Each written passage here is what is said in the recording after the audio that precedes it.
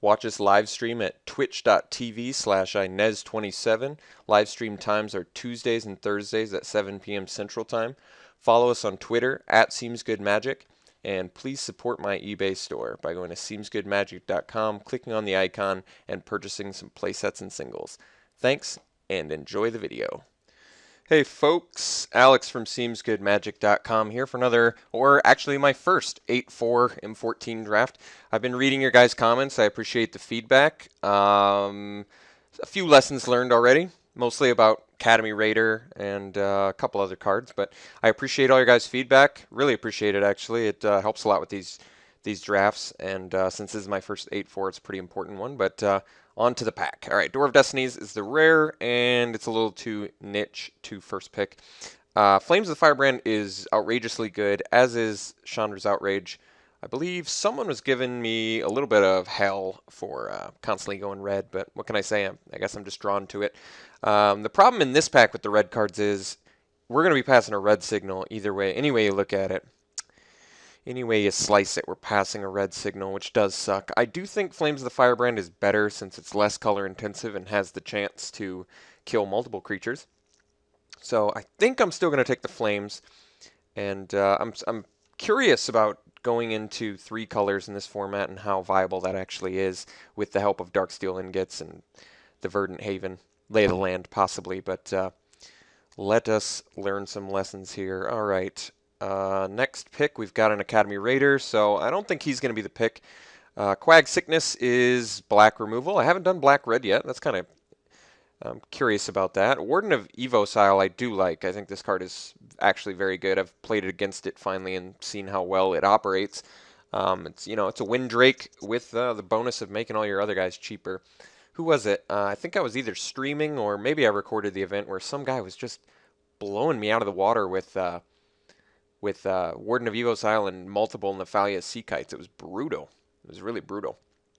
I like the Corpse Hauler, I like the Festering Newt, I like the Quag Sickness, I like the Warden of Evocile. Don't particularly like the Academy Raider yet. I also like the Mark of the Vampire. Not to negate that, and I actually think Howl of the Night Pack is a good card too, but it does kind of limit you to playing a pretty green deck. What do I want to take here? I think I want the Warden. There's plenty of black cards in here to be picked, but I don't know. Something about this Warden really stands out to me. I like that card a lot. I think it's really good.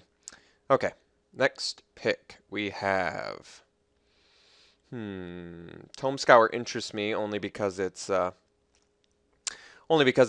mill card, and I haven't gotten to build a mill deck yet. But I think we're looking at either Molten Birth or Canyon Minotaur, perhaps. So probably Molten Birth.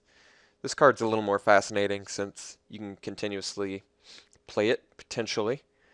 I do like Wild Ricochet, but it's much better at as a sideboard card. It's a little too narrow otherwise. But I do like it. I think Wild Ricochet is cool. Let's take the Molten Birth. I think it's decent. I've had some decent amount of luck with it thus far. All right, we got Trained Condor. We have Archaeomancer. Pyromancer's Gauntlets. Interesting. It's a cool card. A little too expensive and narrow for my taste. So really, I guess I mean there's plenty of good blue cards in here. I guess we probably want the Flyer since it's synergistic with the Warden.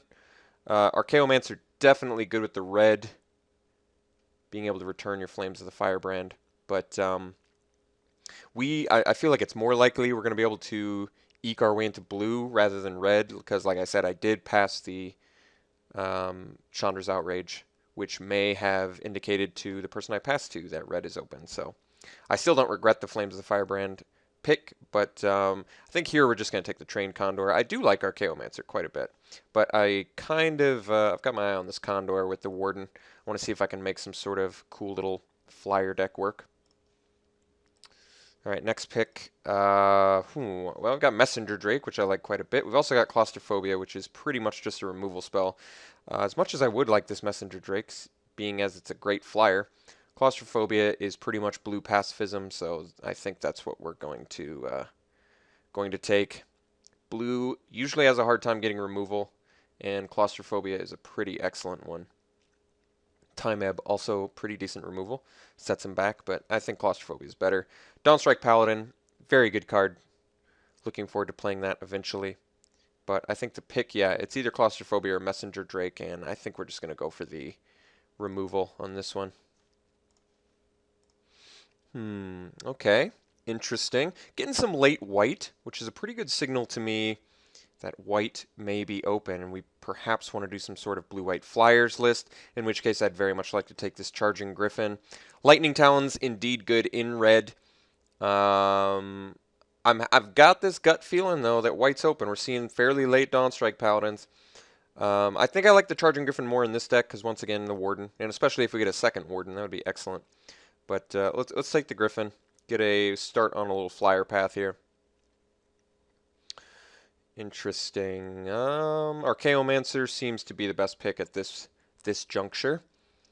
Sensory Deprivation. Angelic Accord, I saw somebody do some cool stuff with that and the Bubbling Cauldron. I was unpleasantly surprised, I guess, since he was the one playing it, with how well it was working for him. But we're going to take Archaeomancer here. Very good. Okay. Not really looking at the Zephyr Charge. I think we're looking at Cancel or Wall of Frost. Wall of Frost is decent. In our deck, I could see it being pretty good because we don't have a lot of protection on the ground, and it's an uncommon. I feel like we have more chance of seeing cancels later, so I guess we'll take the Wall. Not the best card, but certainly playable. Okay, here I think we're just going to take the Show Valor. It's a legitimate trick. Elixir is good protection against the mill deck. Angelic Wall is decent, but let's take Show Valor. It's a pretty legit trick. Alright, I guess here we can take the Suntail Hawk. Get as many flyers as we can. Tome Scour tabled. It's pretty fascinating. Negate is a decent sideboard card. Tome Scour, I guess just if they're going that late, perhaps we'll see more. Alright, I actually like Scroll Thief. Scroll Thief operates a lot better when you have a lot of spot removal, like Claustrophobia, Frost Breath, Time Ebb, any sort of like bounce, pacifism, anything like that. If you get enough of them, Scroll Thief becomes very good. Otherwise, he's a decent blocker. Alright, Armored Cankrix, cut in blue, certainly playable. It's a 5-mana 2/5. Not amazing. We're actually going to pass the red now. That's my plan. I think I'd rather just let the people go in red, and let's try and make a blue-white flyers list work. Alright, we are on to pack 2, and what do we got? Master Diversion has proven to be an excellent, amazing spell. I'm very, very big fan of this card. In multiples, it just gets out of control. Really ridiculous. Like it a lot. Definitely works well alongside the Scroll Thief. So, big fan. Quickens the rare. It's on color, but not a very playable limited spell. Frost Breath is pretty good. Shock, obviously good. Sensory Deprivation looks playable in here with all these flyers. That's where this card really shines, actually, is when you can stop, clog up or slow down their ground troops while you're flying in from above. So I actually like that quite a bit. I think actually Wall of Swords is a pretty playable card, too. But we're definitely going to take the Master. I'm a big, big fan of this card. I've already decided I think I like it more than Hazda Snare Squad. What? Okay. Thanks, guys. We're going to take the Jace, which is, I would say, pretty easily the best card you can get in draft. Right? I mean, right? It wins in like 2 turns. So, absolutely slam dunking Mr. Jace Memory Adept. Happily. Passing all sorts of sick green cards here, and black. Actually, this pack is ridiculously deep. Trollhide, all of these are playable. There's actually, the only card that's not really that playable in here is the Spy. The lower end is the Spy, Altar's Reap, Academy Raider, Spell Blast, I would say. Everything else in here is pretty excellent. I guess Capation Knight's not amazing, but pretty good too. Everything else is just very, very good. Briarpack Alpha, arguably one of the best uncommons in this format, if not the best. In large, very impressed with that card. It does all sorts of damage, but let's slam the Jace pretty happily there. I mean, we could go for a mill deck, take the Tome Scour here. Otherwise, we're taking another Suntail Hawk. It's not amazing. Divination actually is pretty good. We tabled Tome Scour last time. I'm just going to bank on doing that again, and let's just take the Divination. I think I'm on board with that. A lot of plummets being passed, which I don't really like, but that's alright. Well, we can take the Tome Scours. Now we're going to take Charging Griffin. I mean, if they table that, here's the thing. Tome Scour is good and all, especially in a mill deck, but Jace does not need to be in a mill deck. Jace is your mill deck. He mills twice and you win. That's how he works. So you don't need to build a mill deck to make him work. We're going to take the Charging Griffin here over the Griffin Sentinel, which I do like as well, but Disperse also good, but let's get an army of flyers here. Alright, Phantom Warrior, evasive enough in my book to take over the Divination, so we'll slam this dude. Okay, fairly late red cards coming, but that's alright. Actually kind of surprising, this pack must have been really deep, because like I said, we passed early red, but we're going to take Time Ebb now. Works very well in the strategy that we're doing. I like it a lot. I would like a second divination, but like I said, the removal is a lot more difficult to get. Okay, we can take Frost Breath now. I guess we could also take Pillarfield Ox, get another creature. This is a little bit more of a hose alongside the Scroll Thief, and with the Flyers, I could see that being good. Even protection for Jace. So, alright, let's go a little bit deeper blue here. I prefer to not do mono blue, but I will admit it looks like white could be getting cut a little bit as well. I actually like Illusionary Armor. I haven't gotten a chance to play it yet, but I have a gut feeling it's pretty damn good, especially when your army consists of evasive creatures. Okay, we have the Wall of Swords option as well as the Sensory Deprivation. I think I actually like the Wall of Swords more. I'm not sure. I kind of feel like I like it more. That's some good protection right there. It's also an additional creature. It's uncommon. I'm going to take it. Okay, well, we tabled the Capation Knight, so pretty happy to play him. It's one of our few non-evasive spells, but that's alright. Spell Blast seems playable, but I'm not a huge fan. I don't know, actually. I think Syncopate's better. Maybe it's obvious to you guys, but I mean, it appears to me that Spell Blast is better in the late game, whereas Syncopate's much better in the early game, so if that makes sense. Alright, we did indeed table the Tome Scour. Tabled them both, alright. So the plan did work out. They are letting us do a mill strategy if we wanted. I mean, I might go deep into this Tome Scour territory. I'm certainly not opposed to it. If we get some more, I mean, we've got some walls. Could just be evasive and then plus some. If I get like 3 more Tome Scours, it's pretty hard to resist, you know? I mean, look at it this way. We got the Archaeomancer too, which happens to fall in line with it. It's a thing. It's a thing, all right. All right, let's take a look at what we got here. This is kind of an important pick. Ring of 3 Wishes, certainly interesting. It's just too clunky to play in limited, in my opinion. Decent card. Cool for Commander. Here, I think we want the Dawnstrike Paladin. It's a pretty excellent creature. Opportunity is also good, and I do like it. But I've got a feeling this card is very, very good. I've played against it already. Made some poor decisions against it already, so definitely sick with the Illusionary Armor. I don't know. I just like it. I think it's a good, definitely a worthy 5-drop. Opportunity also good. No doubt. But Dawnstrike, big fan. Alright, what do we got here? Essence Scatter seems like it's pretty damn playable. I'm a bigger fan of that than the Glimpse. We don't really have a lot of life gain, so I think the Angelic Accord is sort of out of the question. Let's take Essence Scatter. This card is definitely playable in limited, and I definitely like it more than the Soul Mender. Soul Mender is kind of a sad replacement for Essence Warden or whatever. All the inter-battlefield life gain guys. Yeah, Essence Scatter, perfectly playable. All right, Sea Kite looks amazing here. We've also got Blessing Disperse. Water Servant. Big Water Servant fan. Big supporter of this card. I would like the Disperse, but Sea Kite is going to fill a pretty similar role, it's essentially a combat trick. Sea Kite has proven itself to be an amazing card, and one I think I actually do like more than the Water Servant.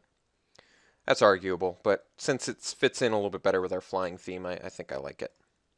It's a combat trick. Wow, Air Servant's amazing. Second Time Ebb would be great. Master of Diversion, Celestial Flare. This is our pack, but I think we got to go with the Air Servant. With the sheer amount of flyers we got to make sure they can't block us. So then we just have to watch out for the reach creatures. I really do want the second Time Ebb, but you can't pass the Air Servant. It's just too powerful. Actually sitting at, what, 28 cards right now. I think we don't have to main deck the Merfolk Spy, and we probably aren't doing the Tome Scours. Like I said, just really unnecessary with the Jace. You don't need to do it. All right, sweet. Wow, this card's going that late? This card's really good. I mean, we're not going to pick it, but it is really good. I would like another 2-drop, but I think Messenger Drake's a wee bit too good to pass here. We're probably just going to cut the Kankrix. Probably going to cut maybe the Wall of Swords or the Wall of Frost main deck at least. Just try and get more flyers. Messenger Drake being a pretty damn good one. We're going to take the Charging Griffin over the second Drake, though. I've got a really good feeling about this card, especially in multiples.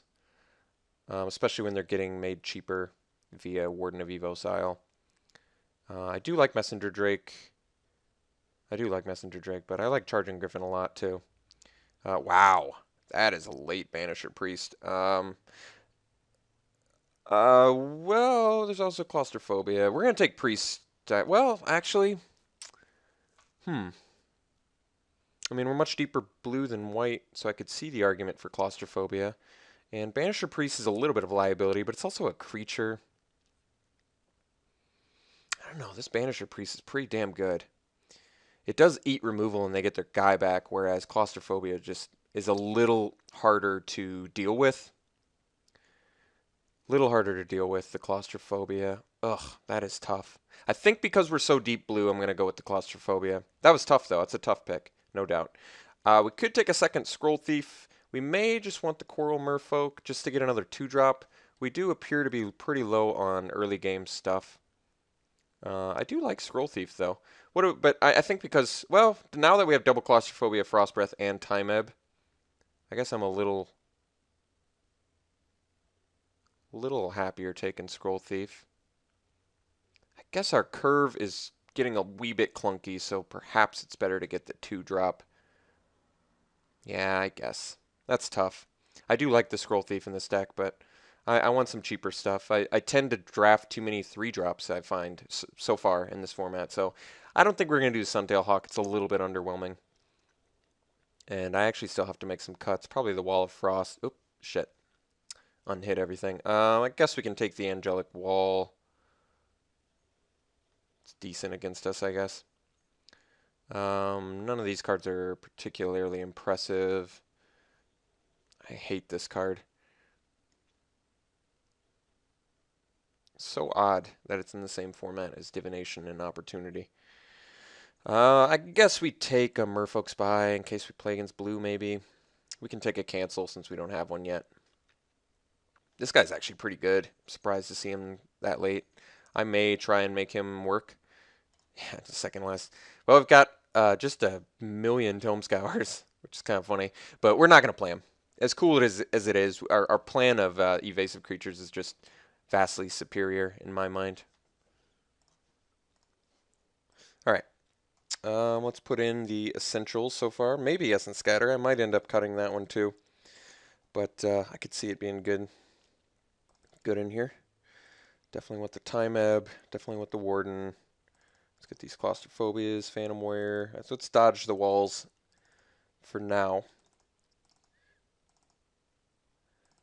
Let's just try and get a bunch of creatures in here. This is 25.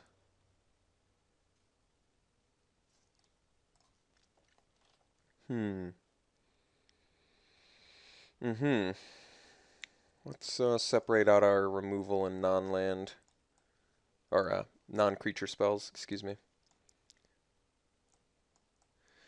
Alright, so we're looking at this. This is 25. I guess we can cut the Essence Scatter. I do kind of like it on turn 2 since we don't have too much else going on, but I like everything we got going on in the rest of this deck. I should run 17 lands. This is a mana sink, and I want to try this card out. I mean, arguably this card's too expensive to be good, but I could see this card being relevant. And I've got plenty of flyers. How valuable is our Chaomancer in here? Show of Valor, Time Ebb, Frost Breath, Divination. Is that all? I guess that's not as much as I thought.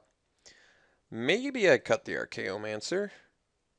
None of the spells I bring back with it are game altering. It's definitely good value, but I don't know if it's necessary, especially since it doesn't, recoup our claustrophobias. Pretty much just, I mean, bringing back a Frost Breath or a Time Ebb or a Divination or a Show, those are pretty good targets to bring back, but I kind of feel like it's unnecessary. I don't want to cut any more creatures.